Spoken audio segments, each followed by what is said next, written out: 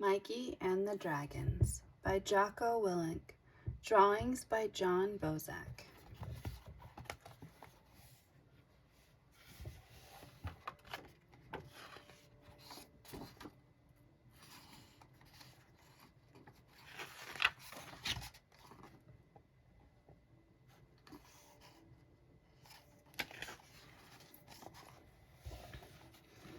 There once was a little boy named Mike, and there were many things in the world that he didn't like. He was scared of spiders and beetles and bugs, and always thought they hid under the rugs. They were creepy and crawly and nasty and mean, and he ran away from every bug he had ever seen. But it wasn't only insects that gave Mikey a scare. There were many other things for which Mike didn't care. He left the light on when he went to sleep at night.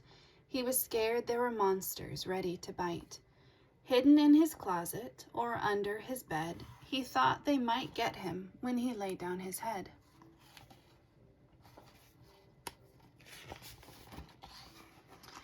He imagined a monster with giant teeth and claws grabbing his neck with its giant paws. And if it wasn't monsters coming to take him away, it would be slimy snakes slithering his way. Yes, Mikey was scared of evil snakes too. He was horrified of what they could do. They could sneak in the house and hide in his drawer and then bite him to bits. Of that he was sure. There were many other things that gave Mikey a scare, which meant there were many things that he wouldn't dare. He didn't like the water or to go for a swim. He was scared that giant sharks might come and get him. He didn't like the playground with ladders and slides. He thought if he fell off, he would surely die. Yes, as you can see, things for Mikey were bad, and being afraid made Mike very sad. Because so many things scared Mike to the bone, it turns out that Mikey was often alone. He would sit by himself and look at the sky, and then he would quietly ask himself why. Why did so many things give him a scare? How could he overcome all that fear? How could he ever stand up and be brave? Or would being afraid always make him a slave? And then one day, Mikey noticed a book. He opened it up and took a quick look. It had pictures of dragons with fangs like a snake, and all kinds of scary things that made Mikey shake. But in the pictures there was a boy too, who didn't look scared, but like he knew what to do. And even though Mikey was scared indeed, he decided that he would give the book a read. He opened the first page, which he eagerly read, and this is what the dragon book said. The Dragon Prince. As told by Sir Jake, Knight of the Sea, Air, and Land. There once was a kingdom long ago and far away, and the kingdom had suffered a horrible day. Their protector and leader, their king, he had died, and when they found out, the whole village cried. When the king was alive, he was a powerful force. Now they took the dead king away by carriage and horse. They knew they would miss him, and that made them sad, but there was something else that made them feel bad. The king had always been so strong and brave and protected the kingdom from the dragon cave. The dragon cave was just over the hill and filled with scary creatures that were ready to kill. Horrible dragons of every single type, who thought people in the kingdom were especially ripe. The people thought the dragons had breath of fire, and that the dragons stood 20 feet tall or higher. They thought the dragons had sword-stopping scales and powerful, long, razor-sharp tails. But the brave king never let the beasts around. He stood up and fought and held his ground. And as long as the king had been the king, none of the dragons could do a thing. Yes, the king always kept the dragons at bay by going out bravely into the fray. It seemed without fear the king would go fight. He'd beat the dragons and come home at night. But now that the king had died and was gone, there was only one person to fight and carry on. But that person wasn't big or mighty or strong. In fact, he hadn't been alive that long. Now the person who had dragons to chase was just a little boy with a smiling face. Yes, the person that must now stand up and be bold was just the little prince who was only 7 years old. And the people in the village just couldn't be sure that this young boy, the little prince, could endure. How could someone so young and so small stand up to the mighty dragons that were so tall? And the prince himself, he also didn't know if he had the courage it would take to go. Because he was so little and small and young, he didn't know if he could get the job done. How could he make the mean dragons yield when he could barely lift a sword or a shield? But no one else dared to stand up and fight, not the king's guards or even the knights. So even though the prince was scared, he still knew that fighting the dragons was something he must do. So he went to the king's bedroom and opened the door and went inside and walked across the floor. He opened an old chest that was tall and wide, where the king had kept all his war gear inside. The shield was big, and the sword was so long. It was no wonder the king had been so strong. But the prince was a boy, not a king like his dad, and to lift up the gear took all the strength the boy had. And that made the prince get even more nervous, and he wondered if he was ready for this service. Fighting dragons was such a scary task. The prince to himself had some questions to ask. How could a little boy ever be a man? How could the little prince ever make a stand?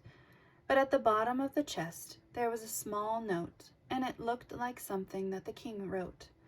So just when the prince thought he was over and done, he picked up the note, and it said, "To my son." He took a deep breath and opened the note he had found, and this is what his father, the king, had written down. To my son, if you are reading this now, it means I am gone, and you are the one that must carry on. Our kingdom is now what you must save, and to do that, you have to be brave. I know that you think you don't know what to do, but remember that I was once a little boy too. I was also small and had fear in my heart, and I didn't even know where to start. I couldn't imagine going over the hill to face the dragons that wanted to kill. But don't worry, son, you will be just fine if you can keep these things in your mind. The dragons, they aren't really that big at all. It is only in our minds that we make them so tall. Inside our brains, things always get overblown, especially things that are completely unknown. But when fear settles in and gets a hold of you, here are some things that you simply must do. Stand up straight and hold your head high and look at your fears right in the eye. Don't look away and don't try and hide. Know that you have great strength deep inside. When you stand up and go into the fray, you will feel your fears start to go away. And though there will be horror you feel, the things you are scared of are not a big deal. This is not to say you won't feel a scare. Fear is a feeling that all of us share. Fear is normal for every person on earth, but this is where a hero proves his worth. A coward runs away when danger is near, but a hero will face the thing that they fear. So that is what you must do, my son. Face the dragons and do not run. And I promise when you meet them, you will see that you are just as strong as me. The dragons that seem so mighty and mean are not ever as bad as they might seem. And most of the things that fill you with dread are usually just made up in your head. Your father, the king.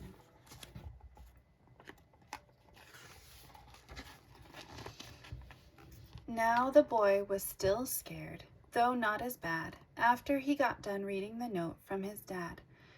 The next day he got up and began to get ready. He was still scared, but the note kept his mind steady.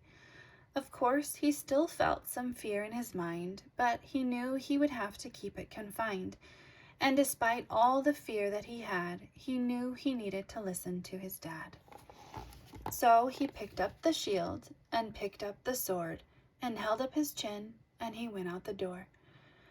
The people of the kingdom knew where he was going, and the crowd in the streets, it just kept growing. They stood and they cheered and they shouted and smiled and hoped the kingdom would be saved by this child. And the prince gave them a crisp salute as he marched past them all down the main route. And at the end he stood up very straight, and then he simply walked out of the gate. Once outside of the kingdom, he tried to stay brave as he walked toward the dragon cave. He could smell the fire of their breath and wondered if he would meet his death. But he remembered that what his father had said, that most of the fear was in his head.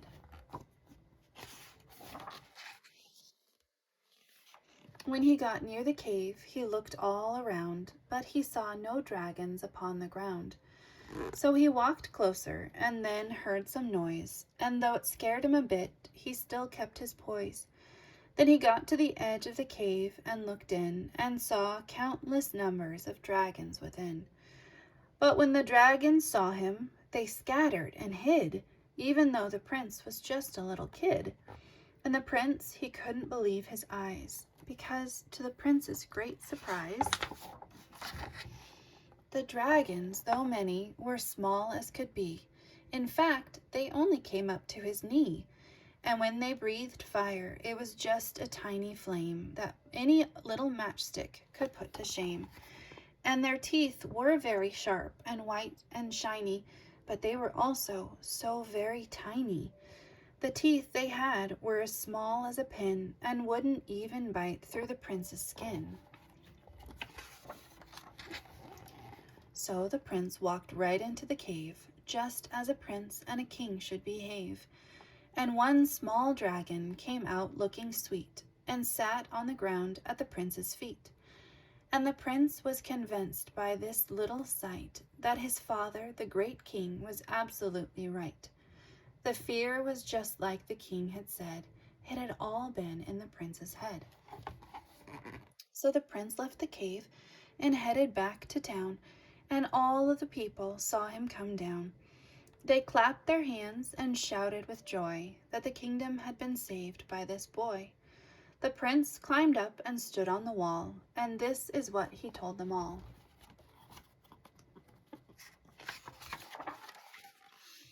There is really no reason for dread. All of the fear is just in your head. The dragons, they can do nothing to us, and there really is no reason to fuss.